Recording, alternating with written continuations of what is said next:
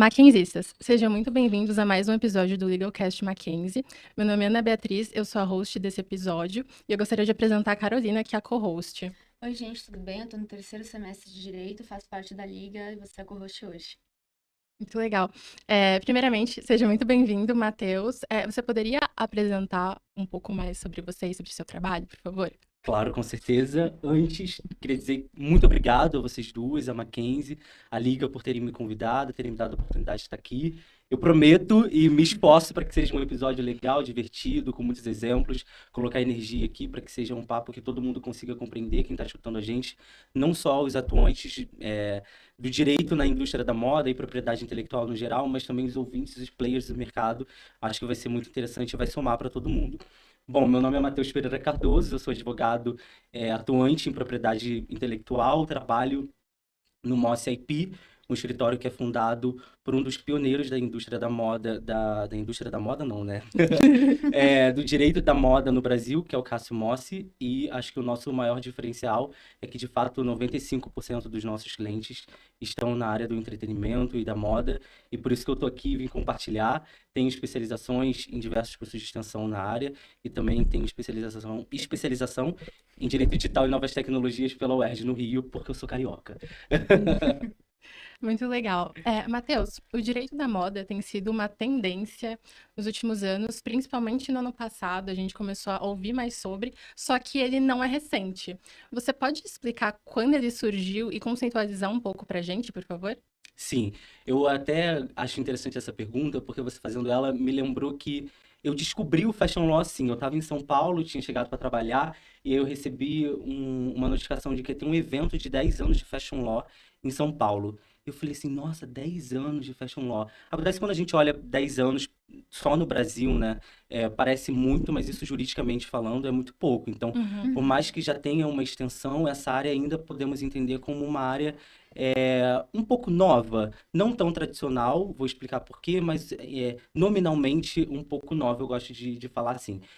Eu acho interessante a gente pontuar que, na verdade, a indústria têxtil no mercado mundial e no mercado brasileiro sempre existiu e o direito sempre olhou para ela. Acontece com a evolução do têxtil para moda, que é uma coisa um pouco mais fashion, um pouco mais sofisticada, ela foi ganhando um pouco mais de espaço. E aí, em determinado momento, alguém olhou para essa indústria e pensou: nossa, eu acho que o direito pode ter um olhar um pouco mais atencioso para essas pessoas, para esse mercado. E eu acho que a gente pode pegar os institutos jurídicos clássicos do direito, como o direito civil, da propriedade intelectual, o direito penal, o direito trabalhista, e aplicar para a indústria da moda. E quem fez isso foi a Susan Scafidi, uma advogada lá em Nova York, lá em 2010. Ela pegou, reuniu esses institutos clássicos, aplicou direto ao direito da moda, à indústria da moda, e fez um curso. Esse curso foi chamado de Fashion Law. E aí, a partir do momento que ela criou esse curso, foi uma tendência mundial, vários países seguiram, e o Brasil, obviamente, foi logo atrás na fila e acabou desenvolvendo áreas também para o Fashion Law e aplicando esses institutos clássicos do direito para o Fashion Law. E só para encerrar, assim, eu, eu, eu sigo uma opinião pessoal, né, que é acompanhado pelo meu escritório também, de que o direito da moda, o Fashion Law, não é um novo ramo do direito, né? Ele é uma nova área. Então, a gente aplica os institutos que já existem dentro da indústria da moda. Então, não precisou criar nada novo. Não existe uma lei de Fashion Law, né? Existem institutos já clássicos de direito que a gente aplica para esse mercado. Perfeito. Falando sobre esses institutos, com qual você lida mais no seu dia a dia? Bom, a minha atuação principal, né, é com propriedade intelectual, e eu acho que, como eu posso mapear isso de forma mais compreensível? Eu acho que, olhando para moda, quando algo de moda nasce, quando uma criação ela é produzida por um artista, por um estilista, por um designer, ela precisa ser protegida. E a primeira área que acolhe essa proteção é a propriedade intelectual. Então, se você fez uma bolsa e quer registrar o desenho industrial dessa bolsa, você procura um advogado de propriedade intelectual. Acontece que quando esses produtos eles vão para o mercado, eles começam a ser partilhados, a moda vai se esbarrando em outras áreas do direito. Então, assim, A gente atua muito com a parte contratual das campanhas, a gente atua muito com a parte, às vezes, de collab com outras marcas, a cessão e o licenciamento de marcas que já existem para outras marcas fazerem determinados collabs, direito contratual, aí às vezes envolve disputas de domínio, tudo isso ainda dentro da área de propriedade intelectual. Mas a gente sabe também que o direito da moda não se limita à propriedade intelectual, vai para as outras áreas do direito. Então, vou dar um exemplo aqui de quando a gente vê aquelas ações da Polícia Civil lá na 25 de março para combater a pirataria. Aí o direito penal, quando infelizmente a gente tem trabalho análogo a escravo dentro de alguma indústria têxtil, então a gente tem ali a área trabalhista. Mas aí cada advogado com sua especialidade, cada advogado clássico ali do direito aplicando o seu conhecimento para a indústria da moda. A gente tem fusão e aquisição de empresas da indústria têxtil, aí a gente vai para o direito societário, empresarial.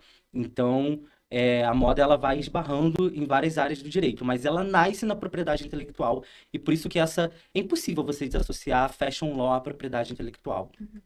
Perfeito. Quando a gente fala de. Eu já passo para você. Quando a gente fala de fashion law, a gente estava até conversando lá fora, inclusive. É uma área extremamente densa, a gente nunca termina de aprender, a gente sempre está aprendendo, então é incrível você complementar isso pra gente. Obrigada. Obrigada, Matheus. E no seu dia a dia, como você lida com os clientes da indústria da moda? Tem algum protocolo adotado por você especificamente para isso, para garantir um atendimento personalizado e esclarecedor para o cliente? Sim. Eu gosto muito de falar sobre isso porque foi uma coisa que eu aprendi muito no escritório, trabalhando com PI, né? É muito importante você.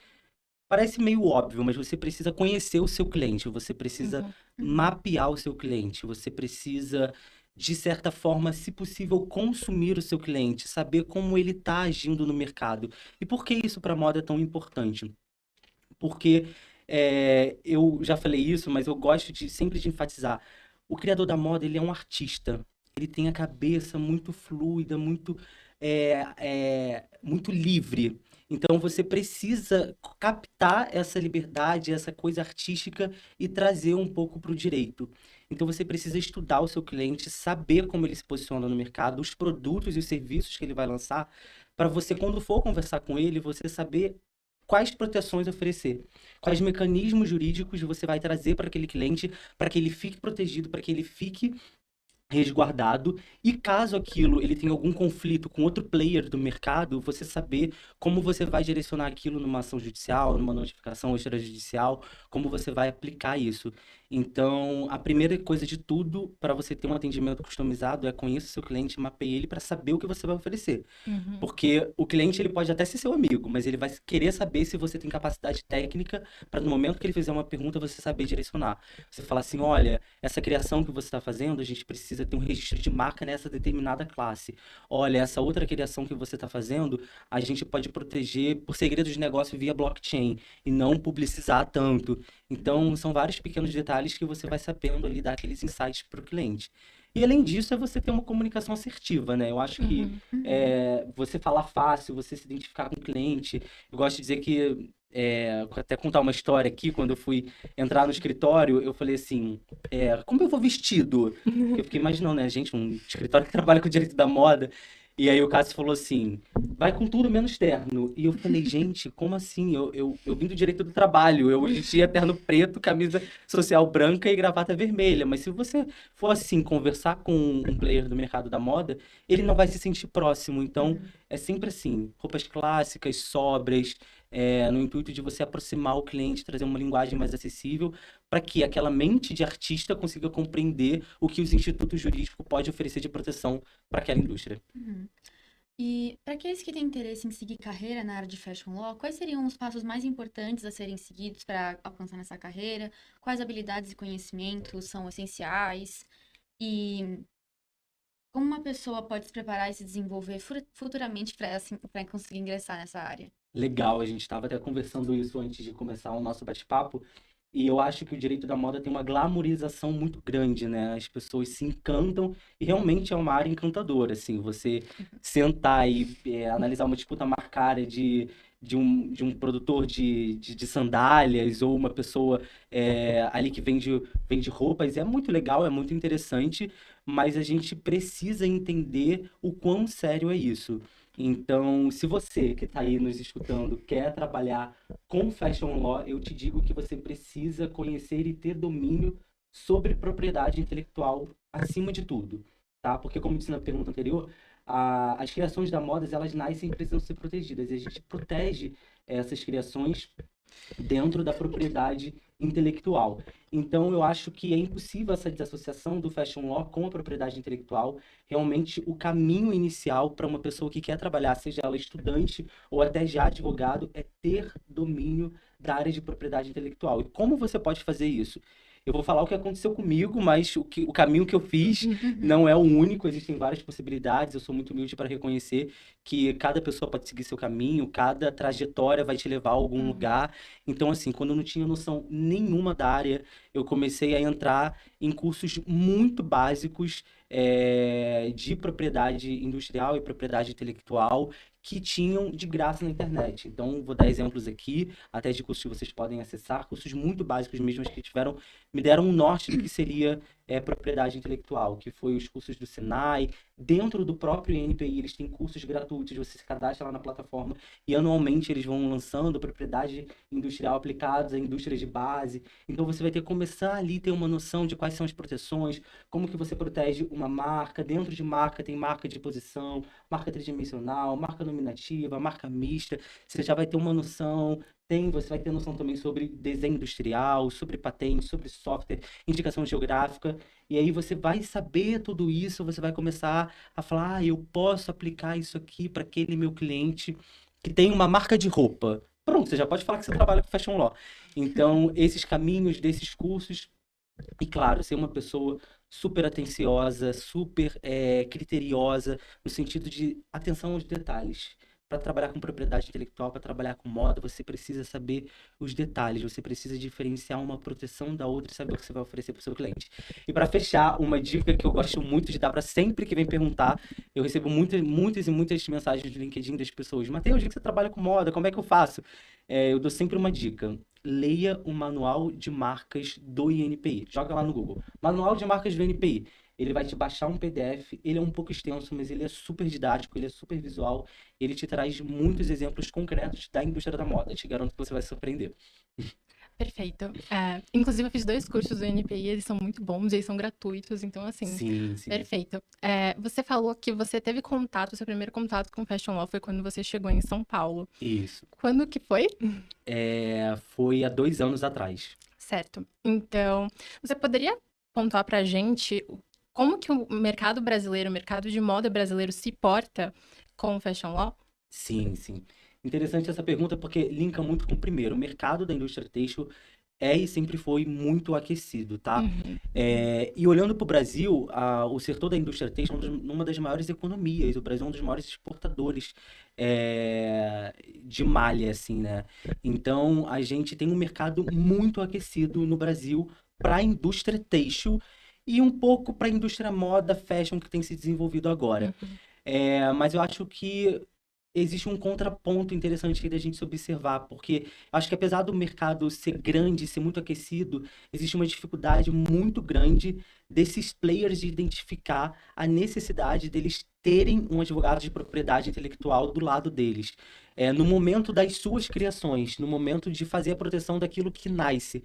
Porque a partir do momento que eles desenvolvem um determinado produto, como artistas, eles querem lançar muitas vezes rápido para a coleção daquela temporada, e eles vão fazendo, vão acontecendo, e às vezes eles só voltam pra gente quando tem uma outra pessoa lá copiando o que eles estão fazendo, né? Usando o fundo de comércio que eles conquistaram com tanto suor.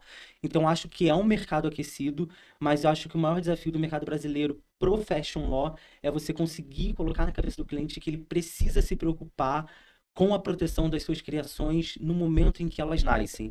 E eu acho que a gente tem muita dificuldade de imputar isso na cabeça dos clientes. Isso muda um pouco, eu espero que mude quando o Brasil começa a entrar um pouco no mercado mais fashion aí. A gente tem um exemplo da Sasha agora, que acabou de lançar a própria marca. Então, eu acredito que o fashion ali é feito com mais cuidado, mais cautela. Os processos são mais artesanais, mais criativos. Então, isso é um pouco mais valorizado. Mas não adianta você valorizar isso só na sua cabeça. Você precisa saber como você protege todas essas suas ideias e todos esses seus produtos e serviços que você vai colocar no mercado. Então, acho que é um mercado aquecido, sim, mas acho que o mercado precisa olhar para a gente como um aliado maior, o que não tem acontecido como a gente gostaria. A explicação foi ótima.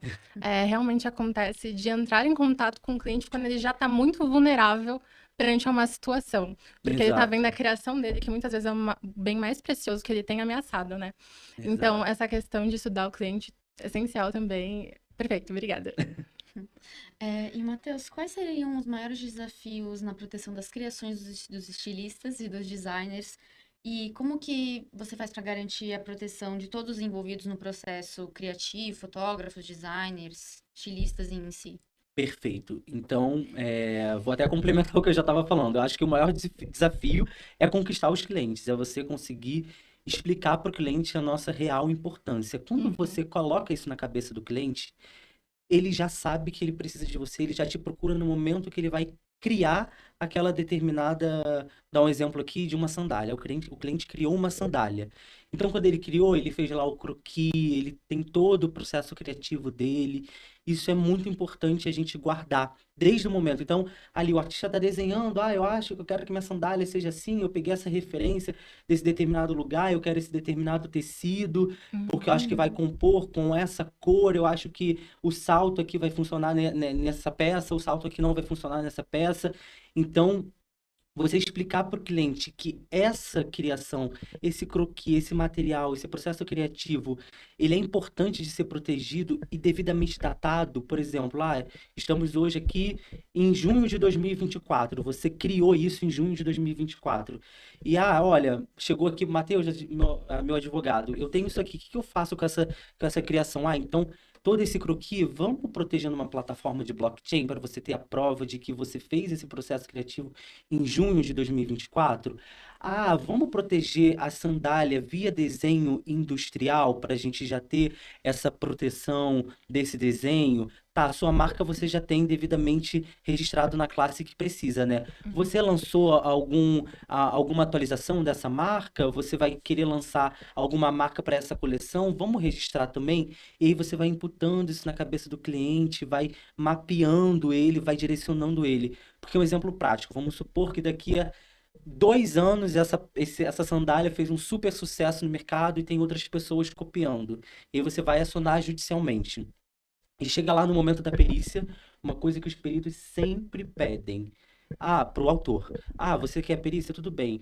Me prova que você que criou esse sapato. Cadê os processos criativos? E aí você já tem a proteção daquele processo criativo naquela determinada data. Você não precisa ficar buscando e-mail ou de fornecedor quando você pediu, foi e voltou. Então é muito mais fácil. Eu acho que o maior desafio é conquistar o cliente e depois que você conquista o cliente, mostrar para ele todas essas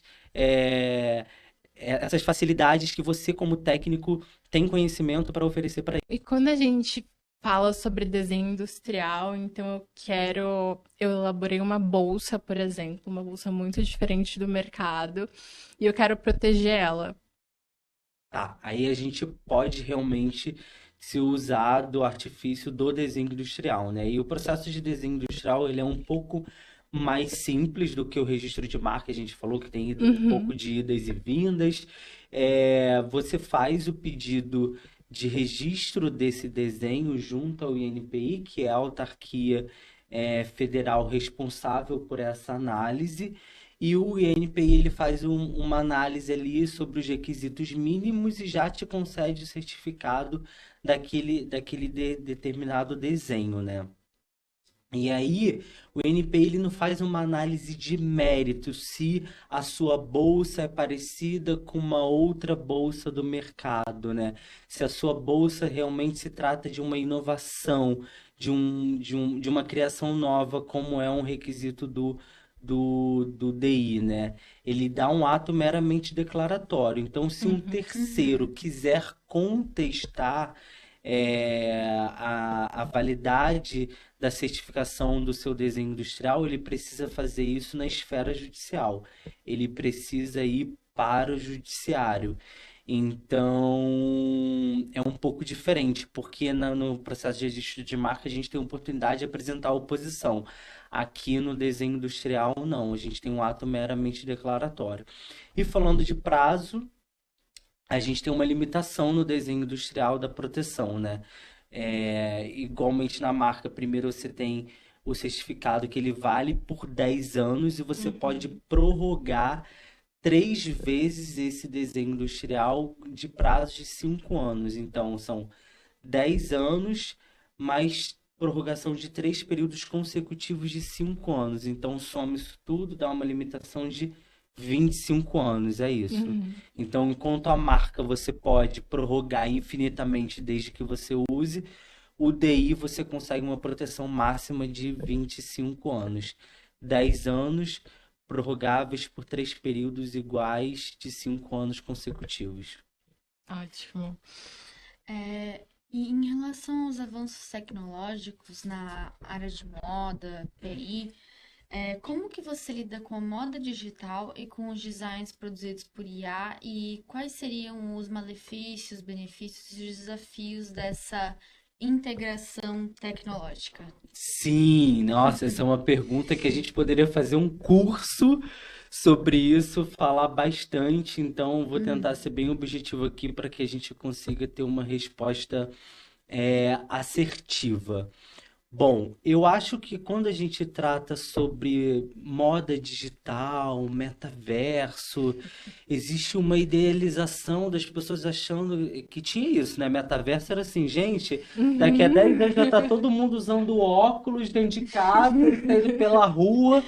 E como assim? Não, e não é tão assim, tão rápido assim. Mais uma vez eu reforço, a gente pode aplicar os institutos que a gente já tem no offline no mundo digital. Óbvio que existem desafios e você precisa trabalhar muito aqui para você ver como você vai fazer essa reversão do mundo real para o mundo digital.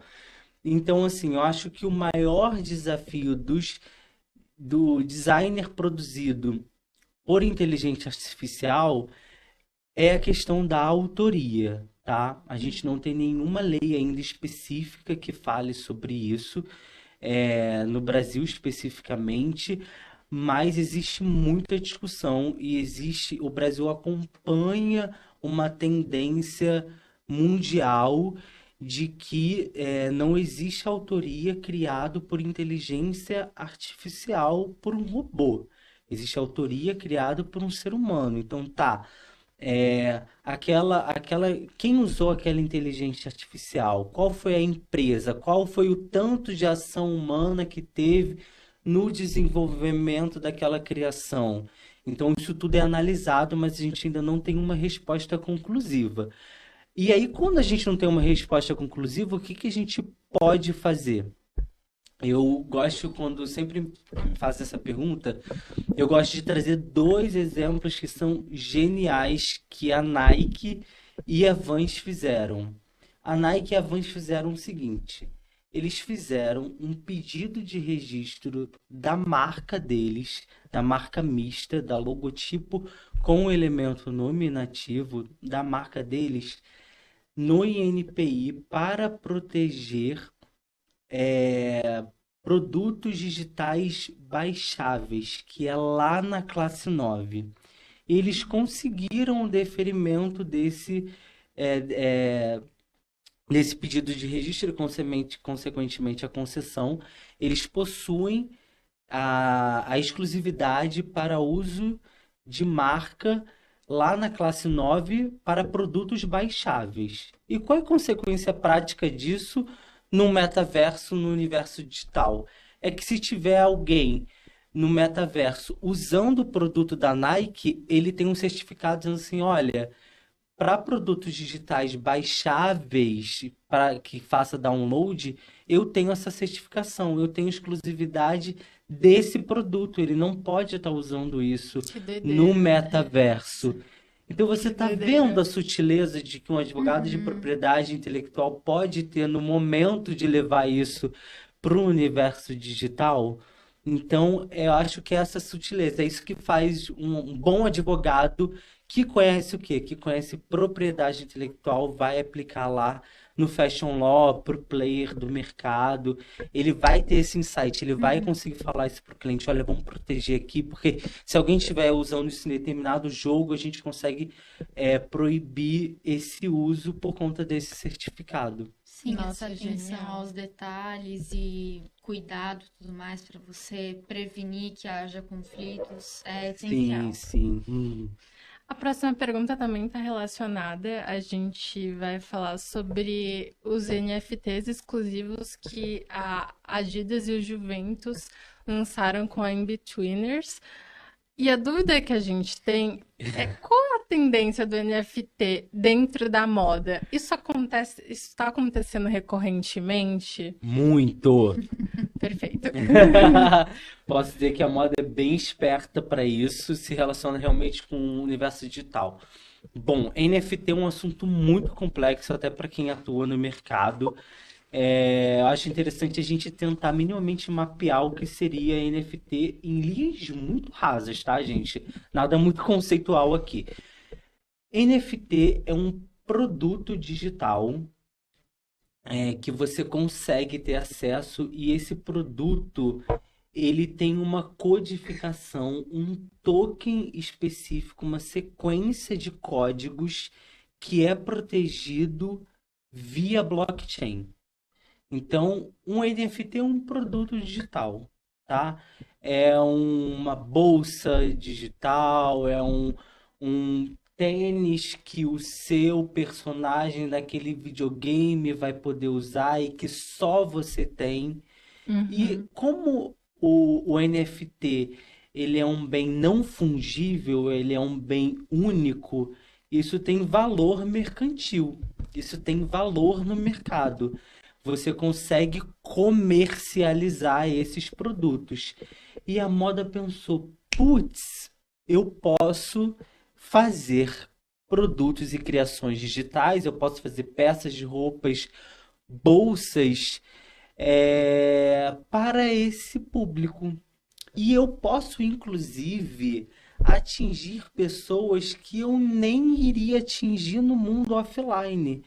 Então, por exemplo, às vezes uma pessoa que gosta de futebol, ela não é muito ligada no fashion. Ela não é uma pessoa Exato. muito consumista. Mas ela faz o quê? Ela joga videogame. Ela é fissurada em PlayStation e coisas afins. Então ela vai querer ter o NFT para que o personagem do jogo dela de futebol tenha uma camisa em NFT da Juventus com Adidas, por exemplo. E ela consegue atingir um outro público que ela também não estaria atingindo no offline. Então, existe muito, muito, muito essa, esse olhar da moda para o digital em produtos de NFT e essa comercialização e venda desses ativos. Muito interessante. Adorei essa pergunta. Incrível, eu nunca tinha parado para pensar nessa questão de alcance a outro público. Eu tava pensando, os consumidores da moda vão querer consumir NFT? É. Gente, sensacional. Sim, sim. Eu posso pegar essa aqui? Recentemente, eu acho que foi no mês passado, a gente viu uma publicação sua no LinkedIn que você estava falando sobre a fusão do grupo Soma com a Arezzo e a confusão que as pessoas estavam tendo por conta do nome. Então, eu vi vários posts no LinkedIn falando: a Arezzo vai mudar de nome. Você pode explicar a diferença de marca e de nome empresarial pra gente, por favor? Posso, eu acho super importante. Então, você que está aí estudando, não, escutando a gente, seja estudante, seja player do mercado, preste atenção aqui. Quando a gente vai fazer reunião com o cliente, a gente analisa, mapeia o cliente lá e fala assim: olha, você não tem um registro da sua marca, a gente precisa fazer isso, você precisa ter isso, você vai lançar uma marca, ou você já está lançando uma marca, você não tem a proteção dessa marca, Ele fala, não, doutor, claro que eu tenho. Eu tenho sim o nome do registro dessa marca, claro que eu tenho. Aí você fala assim, onde você tem isso? Ele fala, CNPJ. lá no meu CNPJ, lá na junta comercial. Aí você, putz, aí você, não, vamos dar um passo atrás. Você tem que diferenciar para o cliente o que é nome empresarial e o que é marca, né? Nome empresarial é apenas a identificação da sua empresa na junta comercial para você receber um número de CNPJ ali. É diferente de marca. Marca, o protocolo, pedido e concessão do registro de uma marca é feita no NPI, porque a lei assim determinou. E para você ter a titularidade daquela marca e excluir terceiros para que não se aproxime daquela marca, que façam marcas iguais, você tem que ter o registro da marca no NPI. De nada vale se você tiver lá a razão social da sua empresa X. Você precisa fazer X lá no INPI. E se outra pessoa fizer X no NPI e você só estiver lá no seu nome empresarial, você vai enfrentar maiores dificuldades no momento da sua proteção. Aí como você explica isso para o cliente, para ele entender um pouco melhor, faz uma comparação ali meio ruim, mas que funciona. Você fala, olha, razão social é diferente de nome fantasia. Aí ele entende que nome fantasia se aproxima um pouco mais de marca, e foi justamente isso que aconteceu lá na fusão do Grupo Soma, né? O que mudou, na verdade, foi a razão social da empresa lá na junta comercial. Arezzo não mudou de nome, a marca Arezzo de sapatos vai continuar sendo Arezzo. Mas realmente eu vi muitos colegas veiculando essa informação de forma equivocada, e isso é um grande perigo, porque quando a gente recebe uma informação, não dá pra gente sair replicando, né? Dá pra gente ver uma coisa num jornal de um jornalista que não é especializado na área e simplesmente replicar isso. Você precisa trazer isso para o seu universo e ver se juridicamente o que ele falou está correto para você não enganar as pessoas. Então, o jornalista ele tende a ser um pouco mais sensacionalista, né? Então ele quer publicar lá, Arezzo agora vai ser Asas. Ele não quer explicar que nome empresarial que razão social é diferente de marca, né? E o grupo, né, tem diversas outras marcas, não só Arezzo. Dentro desse contexto, o que é trade dress e como que ele se aplica no mercado de fashion law? Bom, adoro essa pergunta porque é um tema muito aquecido. Acabei de fazer um curso super extenso sobre isso, inclusive vou fazer aqui um jabá do curso, né?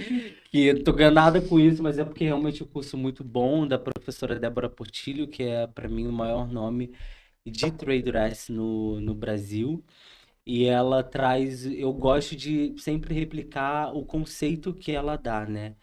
Trade dress é o conjunto de imagem e conjunto visual e sensorial de determinado produto ou serviço que em conjunto é capaz de ser identificado pelo consumidor independente da presença da marca. Tá um pouco complexo? Vamos trazer um pouco mais para a realidade.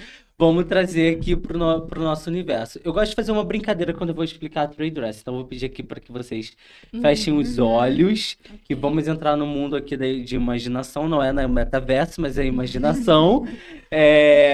Vamos supor que estamos andando num shopping e eu falo assim para vocês: meninas, vamos entrar aqui nessa loja que eu quero comprar um artigo de esporte, um artigo esportista.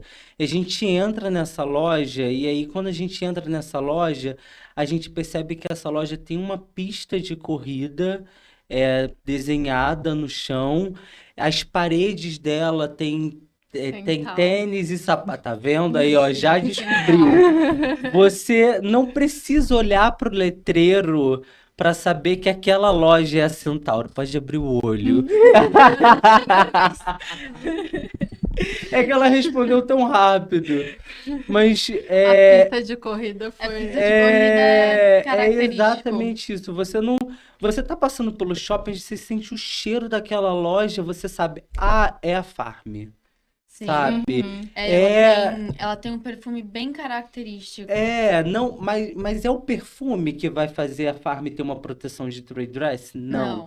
É o conjunto imagem daquele estabelecimento, tá? Então, assim, você entra no Outback, você não precisa olhar para o Outback para saber que você está entrando no Outback. Você sabe, você olha o todo e você fala assim, meu Deus, isso aqui é Outback. Isso é trade dress.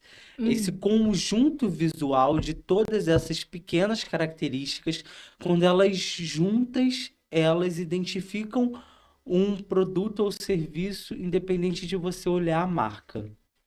Eu gosto bastante dessa situação. Agora, traz isso para o universo da moda, né?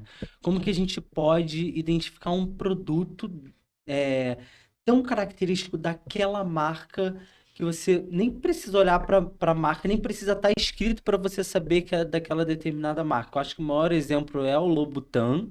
Você tá numa festa, você vê uma mulher com um solado vermelho e você fala, Louboutin, tá escrito Louboutin ali? Não, mas você sabe. Isso é trade dress, sabe? Você vê uma pessoa com uma bolsinha quadrada que tem um fecho assim, com uma alça clássica, uma mulher rica, você sabe que aquilo ali é uma Birkin. Você não precisa que esteja escrito Hermès enorme para identificar. Então, o trade dress aplicado na moda é essa identificação daquele determinado produto, aquele conjunto visual, né? Não é uma determinada característica, é o conjunto inteiro daquele produto. Eu gosto de um outro exemplo também, para a gente facilitar aqui a visualização da moda também, que é o trade dress reconhecido judicialmente, num determinado caso, da Clipping, aquela marca De mochila, estojo. mochila, estojo, fichário. Tinha um monte. Nossa, visualmente dá muito pra saber que é o que Sim, é da é o Visualmente macaquinho, dá muito para saber, mas assim, Uhum. é o macaquinho que faz ela se diferenciar, é aquele fecheclé um pouco mais grosso, é o puxador do fecheclé que tem uma bolinha isoladamente. Uhum. Não tem como você proteger o fecheclé para ter um certificado do seu fecheclé, porque fecheclé não é de uso exclusivo seu, Sim. fecheclé não é Sim. distintivo, Aham. é um fecheclé, mas o fecheclé junto com o macaquinho, junto com a bolinha, o conjunto daquelas características é o que é o trade dress tão característico Sim. daquela E marca. também uma coisa que caracteriza muito eles é que os macaquinhos, não sei se ainda tem hoje, mas na época que eu tinha, que era adolescente para adolescente, tinha os nomezinhos. E aí você ficava, eu quero, porque eu quero o nomezinho X, eu quero o Paul, eu Nossa, eu quero não o sabia. Will, Eu tinha. não sabia disso também. Isso aí já tá vendo como eles implementam inconscientemente no consumidor todo esse conjunto visual tão E forte funciona e muito, funciona muito bem, porque né? todo mundo queria ter. Exato, e isso é protegido pelo direito. Então é importante a gente falar também aqui, só para concluir essa pergunta, que não existe uma legislação específica para tratar trade dress, para proteger o trade dress. Você pode se complementar, né? Você pode ter o desenho industrial da bolsa Birkin e ajudar isso ali na discussão judicial, mas você combate a aproximação indevida de uma outra pessoa que está se aproximando do seu produto ou do seu serviço, explicando para o judiciário, explicando para o juiz que aquela aproximação está sendo de uma concorrência desleal, que ele está se aproveitando do seu fundo de comércio, daquilo que você construiu com tanto tempo, e ele está se aproveitando daquilo, ele está criando uma vantagem para o mercado consumidor se aproveitando do seu fundo de comércio. Então, você protege o trade dress muito pela concorrência desleal, concorrência parasitária e por aí vai. Posso fazer uma pergunta plus rapidinho? Perdão. Pode, claro. Bom, você falou desse conjunto do trade dress, e aí eu lembrei de marca de posição. Só Sim. que aqui no Brasil não tem registro de marca de posição no INPI, Já temos. Já O tem? INPI Ah, perfeito. já concede algumas marcas de posição. É super, super, super recente. Aham, Temos poucas ainda, mas já é possível. perfeito. Você pode explicar um pouquinho para eles sobre marca de posição, como que funciona? Sim, super. Bom, marca de posição como eu disse, né, uma nova modalidade aí de possibilidade de registro de marca. É quando determinado produto tem. Porque vamos dar só um passo atrás. O que que é marca? É o sinal e elemento distintivo que identifica determinado produto ou serviço. Uhum, Então, traz isso para a Uhum. marca de posição. Marca de posição é determinado elemento em determinada posição específica, não genérica, em um produto que consiga ser distintivo ao ponto de identificá-lo ali minimamente. Então, vamos supor aqui que uma marca de calça, ela sempre coloca na barra da sua calça uma etiqueta traseira laranja. Uhum. Vamos supor, eu acho que eu não conheço nenhuma marca que faça isso. Ela começa a usar isso tão, tão, tão, tão, tão forte que ela adquire um secondary meaning daquela identificação e aquilo se torna distintivo para os produtos dela. Então, isso seria uma marca de posição. E eu gosto de destacar que a marca de posição ela precisa ser num determinado. A posição dela no produto precisa ser não genérica, porque a gente tem um exemplo dos sapatos, né? Por exemplo, acho que a New Balance tem uma de grande dificuldade em conseguir marca de posição do seu N ali ali no canto direito dos uhum, tênis. Aí Uhum. você vai entender por que que não só no Brasil, mas no mundo ela enfrenta essa dificuldade. É porque todo mundo coloca o seu símbolo, a sua marca naquela posição.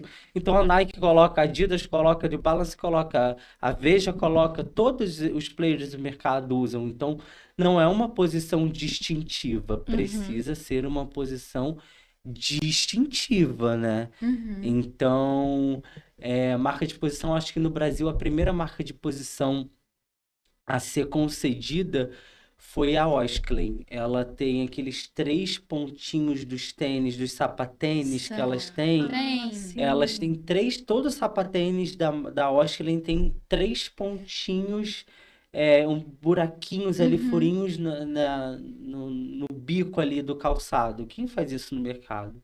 Ninguém, só a Osklen faz isso há anos. Então aquilo traz distintividade para a marca. Aquilo é uma marca de posição. Ai, perfeito, obrigada. E agora sobre rebranding, você pode conceitualizar sobre o que é isso e quais que são as principais consequências vinculadas à propriedade intelectual? Porque é algo que traz muito impacto para qualquer criação, né? Uma marca de maquiagem, por exemplo. Sim, sim, exatamente. Bom, aqui eu vou me desafiar um pouco a falar sobre rebranding, que eu não sou designer, mas eu vou dar meus pitacos aqui. Rebranding é a reconstrução conceitual da sua marca, levando em consideração o tempo que você está na contemporaneidade. Então, você precisa atualizar a sua marca, certo? Você precisa trazer elementos que hoje estão sendo mais valorizados no mercado. Mas qual é o perigo disso e por que um advogado de IPI precisa estar no momento junto com o marketing ali, com o designer, para fazer esse rebranding? Justamente porque a lei de propriedade intelectual valoriza muito a sua distintividade, o que te torna único no mercado. Então, se você tem uma marca há 20 anos, você quer atualizar ela e você vai mudar completamente o conceito da sua marca, da água para o vinho, você vai perder a sua distintividade. E você vai perder aquilo que você construiu e que você consegue proteger. Então, se a Kipling, por exemplo, começar a não utilizar esses elementos tão distintivos dela, ela vai perder a distintividade da sua marca. Uhum. Imagina, você tem a Farm, que tem uma super característica florida, que traz referências de brasilidades, a loja muito colorida, ela se transforma numa Zara completamente preto e branco. Ela perdeu a sua distintividade. Outra pessoa vai poder utilizar aquilo, ela vai ter dificuldade de proibir que outras pessoas se utilizem. Então, é muito importante você manter a distintividade da sua marca no momento do rebranding, né? Uhum. E aí, esse requisito para a gente ter a concessão de uma marca, a gente precisa que essa marca seja distintiva. A gente precisa que esse trade dress seja caracteristicamente distintivo. Então, se você fizer um rebranding que você perde a sua distintividade, ele pode ser muito perigoso para sua marca. Sim. Com certeza. Bom, antes da última pergunta, a gente tem Ai, já! Passou tão rápido! Passou muito Eu tô rápido. feliz! Ontem à noite a gente soltou uma caixa de perguntas no Instagram para as pessoas fazerem perguntas para você. Então eu vou dar uma Obrigado, olhadinha. pessoal. Deixa eu até dar uma atualizada aqui.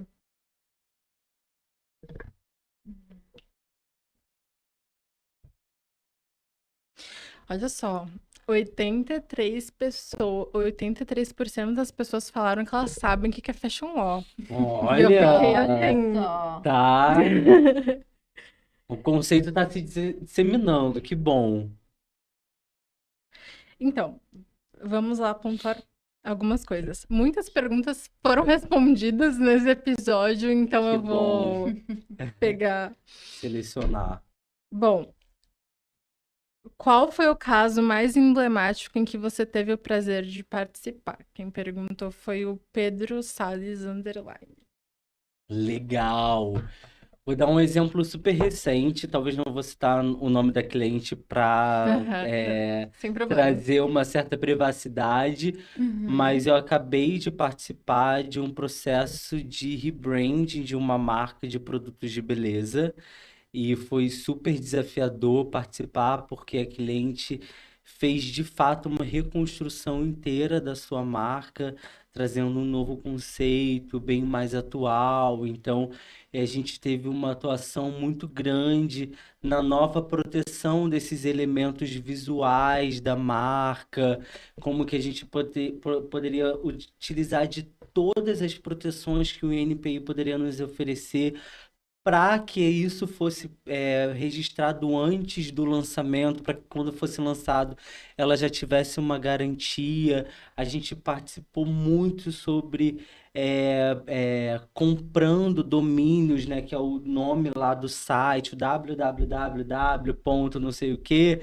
Isso significa domínio, então a gente negociou porque outras pessoas já tinham esses domínios. A gente foi para a plataforma da BPI, onde se discute disputa de domínio, se um usuário terceiro estiver usando de má fé e você tem o registro daquela marca. A gente participou de toda a parte contratual, de lançamento de campanha, então de sigilo com os fotógrafos que iam participar da fotografia daqueles produtos, para que eles não fossem veiculados no mercado antes do lançamento da cliente. Então, acho que foi uma experiência super, super, super legal. E outra experiência que eu adoro contar também, vou aproveitar, foi que não tem muito a ver com moda e tem muito a ver com entretenimento, foi ter participado do processo de pré-seleção de um participante do Big Brother. Foi muito legal. fazer análise contratual, saber como que o Big Brother busca uma pessoa camarote, né, no caso, o que que ela leva em consideração, o que está no contrato, o que pode ser veiculado de imagem, o que pode, se ela está vinculada, quais são as armadilhas contratuais. Foi muito legal ter participado disso também. Deve ser muito complicado, né? Porque dizem que depois da Juliette, a Globo mudou o contrato deles pós-Big É, a Globo, né, Brother, gente? e Eles não vão ser nem um aí... pouco bobos, é um Claro que contrato bem não. difícil. Eles são bem rígidos. Uhum. Mas no final acaba valendo a pena pro influenciador que tá entrando ali. Perfeito. Deixa eu ver a próxima pergunta.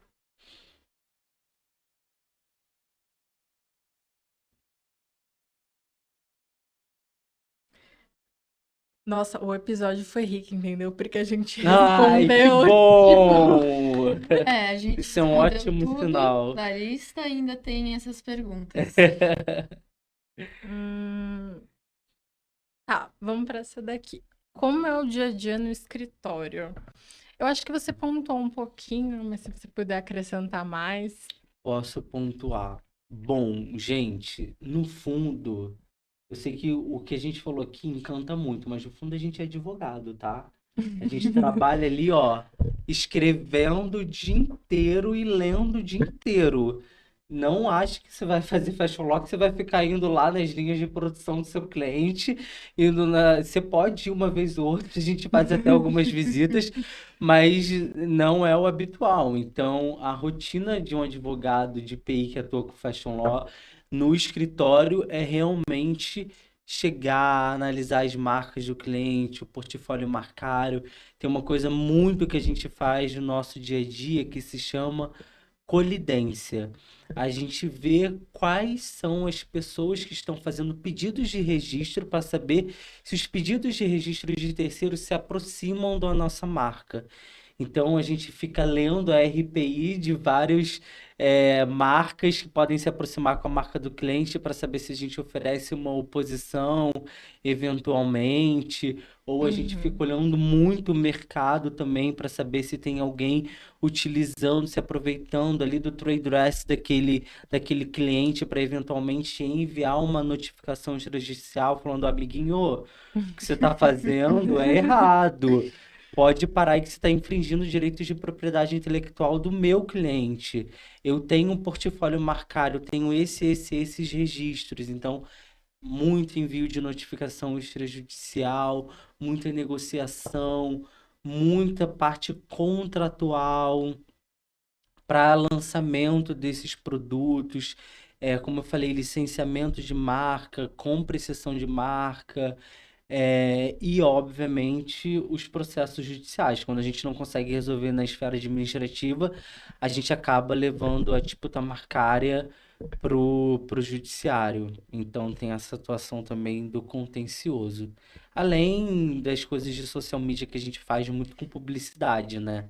Então, a gente trabalha muito com agências de publicidade, influenciadores, e a gente faz o jurídico dessas pessoas, tanto físicas quanto jurídicas, e como as publicidades, se elas estão ocorrendo de forma correta, e o Uhum. contrato é bem específico, o contrato de publicidade.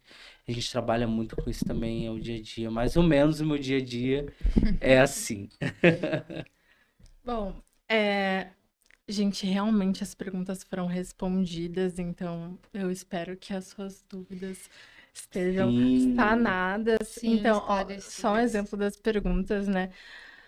Quais são as áreas de direito exercidas dentro do Fashion Law? Ah, A gente comentou um pouco sobre isso, se você quiser não, acho que a gente falar. comentou bem lá no início. Sim.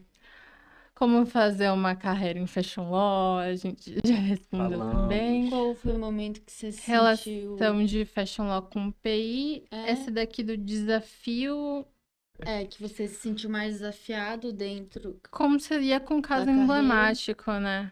Uhum. Eu acho que acaba conciliando com o caso emblemático do dia a dia do escritório também. Então, bom, eu vou reduzir para 2 perguntas, porque Tá ótimo. elas acabaram sendo respondidas. A gente tem uma última pergunta, mas só acrescentando Para as pessoas que têm interesse em continuar ou seguir a carreira de Fashion Law, você indica quais livros, quais... Você já falou dos cursos do INPI, mas Sim, sim. professores, algum tipo de figura pública que expõe isso na internet, no LinkedIn? Então, se você tiver suas indicações, Sim. seu momento. Sim, muito importante. Todo mundo tá esperando por isso, gente. Ó, não tem muito mistério, tá? O importante é você lembra do que eu falei. Vai estudar propriedade intelectual. Se você estudar propriedade intelectual, você vai conseguir trabalhar para a indústria da moda. Fica tranquilo, você vai ser um bom atuante de fashion law. Os escritórios valorizam estudantes e advogados que possuem cursos de propriedade intelectual. A própria Mackenzie tem cursos de propriedade intelectual, tanto pós-graduação como extensão. As outras universidades, não vou ficar fazendo aqui muito jabá, mas eu falei de nomes de referência que são Denis Borges Barbosa, que para mim é a melhor doutrina e ele era muito generoso, né? Então, qualquer assunto que você quiser saber sobre propriedade intelectual, num geral, você digitar o tema Denis Borges Barbosa, ele foi super generoso em deixar todos os PDFs dele disponíveis, então você pode ler a doutrina do Denis Borges. Tem o Cássio Mossi, que é o sócio o fundador do escritório que a gente trabalha. Tem a professora Débora Portilho. Tem a Lívia, que trabalha no Denis Borges Barbosa, pessoas que são incríveis referências na área. A própria Regina fala muito bem sobre fashion law. E claro, eu tô por aí também. Não tenho uma carreira ainda tão incrível quanto essas pessoas, mas eu falo bastante lá no meu LinkedIn sobre temas conexos à fashion law. Que isso, tem carreira incrível sim, para. Sim, É, uma carreira vamos lá. maravilhosa. É a última que Institucional. basicamente é onde as pessoas podem te encontrar. Gente, me encontrem lá no LinkedIn, tá? LinkedIn é fácil, é você digitar o site LinkedIn /Mateus com TH Pereira Cardoso. É o primeiro canal, o canal mais aberto que eu tenho. Eu sou super acessível, eu sou super comunicativo, eu não tenho medo de mim, nada relacionado a isso. Eu gosto que as pessoas venham conversar comigo, então eu não tenho nenhum problema, eu sou super acessível. As mensagens que eu recebo por lá, as trocas, até porque eu fiz muito isso para eu conseguir entrar no Fashion Law. Eu procurei muitas pessoas que já trabalhavam com isso e troquei muito com elas. Então, acho que a dica final aqui é: saiba onde estão as pessoas atuando no mercado, vá nos eventos, vá nos lançamentos dos livros, vá no curso que elas estão oferecendo. Os cursos que envolvem propriedade intelectual e fashion law são super pequenos, turmas são super pequenas, você vai conhecer uma galera legal e a galera, seu rosto vai começar a ser visto por essas pessoas e você vai receber destaque. Então, fale comigo no LinkedIn. Gente, conectem com ele no LinkedIn, porque assim, várias perguntas que a gente elaborou, a gente se baseou no LinkedIn dele, entendeu? A pergunta da Areza, inclusive. Então, ele realmente Sim. publica conteúdo no LinkedIn, conteúdos esclarecedores, tá? Ele não deixa vocês com dúvida. Eu gosto de falar. Sim, acessem o perfil dele. Isso, gente, muito obrigado. Meninas, muito obrigado. Obrigado, gente que Mackenzie, a agradece. Liga. Estou disponível. Um beijo carinhoso e respeitoso no coração de todas vocês e de todo mundo que está escutando a gente. Obrigada, Matheus.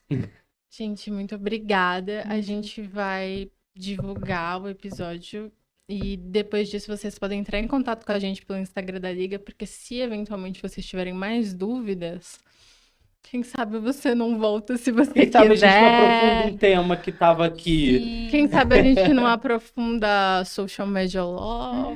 Exato. Quem sabe não tem mais uma segunda aparição de você aqui. Opa, tomara. Então é isso, gente. Muito obrigada. Obrigada, Matheus, mais uma vez. Foi Obrigado. incrível. Foi muito esclarecedor e a gente vê com base nas perguntas que fizeram que todas foram respondidas, basicamente. E você é Massa. sempre bem-vindo. Massa, gente. Muito Obrigada, obrigado. Matheus. Obrigada, gente. Obrigada, Carol, né? Que a Carol tá no primeiro episódio dela. Então, muito obrigada pela disposição. E é isso. Beijo, sucesso. Beijo. Tchau, gente. Beijo.